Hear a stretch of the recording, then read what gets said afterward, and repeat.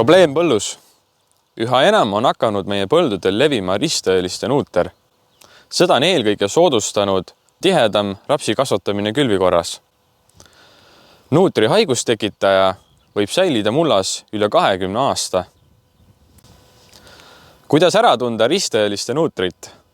Kõige lihtsam viis selleks on kaevata taim mullast välja ja vaadata, kas juurtel on tekkinud paksendid. Paksendid pärsivad oluliselt rapsitaime kasvu ning halvemal juhul võib ka taim hukkuda. Ristööliste nuutri levikut soodustavad liigniiskus, happeline mullastik, ristööliste umbrohtude olemasolu, rapsi tihedam kasvatamine külvikorras ja vähem olulisem ei ole ka põlluhügieen. Kõiki neid aspekte silmas pidades saame ära hoida ristööliste nuutri leviku.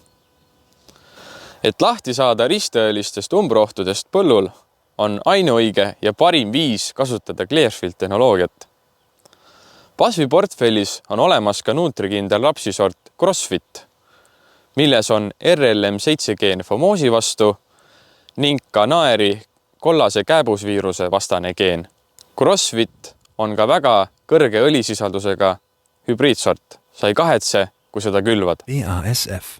We create chemistry.